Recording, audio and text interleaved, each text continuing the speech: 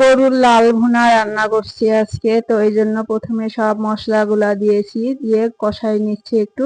তো এর ভিতরে দিয়েছি পেঁয়াজ বাটা, রসুন বাটা, আদা বাটা, জিরা বাটা, ধনিয়ার গুঁড়া, তারপর রাঁধুনি মশলা, তেজপাতা, দারচিনি, সরিষার তেল, ঝালের গুঁড়া, হলুদ, লবণ সবগুলা দিয়ে মশলা কষাই নিয়েছি। আর এই যে গরুর মাংস ধুয়ে রাখছিলাম, মাংসগুলা দিয়ে দিচ্ছি।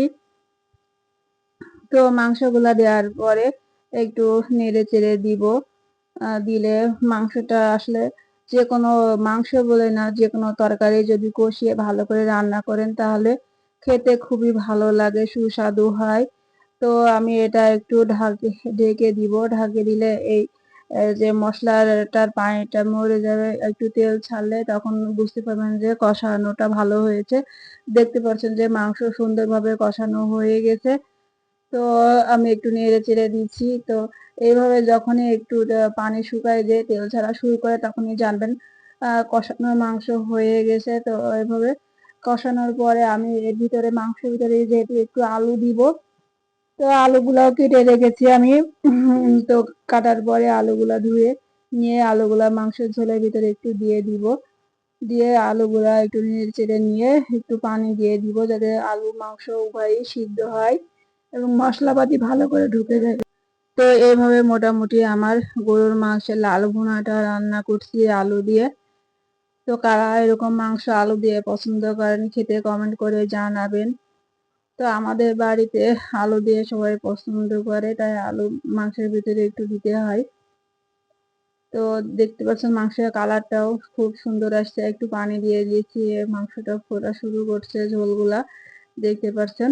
তো এই ঝোলটা একটু কমে গেলে তারপরে মাংসটা হয়ে যাবে, বুঝতে পারবেন। তো এখনো মাংস হয়নি যেহেতু, তো ঝোলটাও আমার এখনো, তো মাংসটা ঝোলটা দেখতে পাচ্ছেন ফুটছে, এই যে প্রায় হয়ে গেছে। তবে আমি একটু চেখে দেখলাম আর একটু পানি দেওয়া লাগবে, একটু সিদ্ধ কম হয়েছে। তো এই পর্যায়ে আর একটু পানি দিয়ে আমি সিদ্ধ করে নিলেই হয়ে যাবে। তো অনেকটাই হয়ে গেছে। এভাবে কষানো মাংস আপনারা খেতে পারবেন। আর আমি যেহেতু আর একটু ঝোল রাখবো, তাই আর একটু পানি দিয়ে একটু ভালো করে কষাই সিদ্ধ করে নিয়ে আমি গরুর মাংসের যে লাল ভুনাটা সেটা নামিয়ে ফেলবো। তো এভাবেও খেতে পারবেন কষা কষা মাংস ভুনা, যারা পছন্দ করেন ভাতের সাথে খেতে। তো এভাবে গরম ভাতের সাথে কিংবা খিচুড়ির সাথে, পোলাওর সাথে খেতে কষা ভুনা মাংস খুবই ভালো লাগে। তো আমার মাংস রান্না শেষ পর্যায়ে, এই পর্যায়ে এসেছে, দেখতে পাচ্ছেন রান্না হয়ে গেছে। আর আমি একটু সাথে বেগুনও ভাজছি। তো বেগুন ভাজা এক পাশে হয়ে গেছে, আর এক পাশে একটু উল্টাই দিব।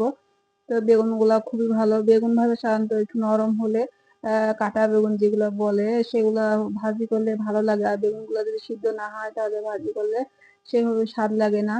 তো আমার বেগুনটা উল্টাই দিলে একটু সিদ্ধ হয়ে গেলে বেগুন ভাজাটাও হয়ে যাবে, দেখতে পাচ্ছেন। তো বেগুন ভাজা দিয়েও ভাত, খিচুড়ি সবই ভালো লাগে। তো বেগুন ভাজা হয়ে যাওয়ার পরে আমি আবার একটু কাটোয়ারি ডাঁটাও রান্না করেছি। তো এই কাটোয়ারি ডাঁটাটাও হয়ে যাচ্ছে, এর ভিতরে একটু কাঁঠালের বিচি দিয়েছি। তো দেখতে পাচ্ছেন। তো আমার ভিডিওটা ভালো লাগলে লাইক কমেন্ট শেয়ার করবেন, ভালো থাকবেন।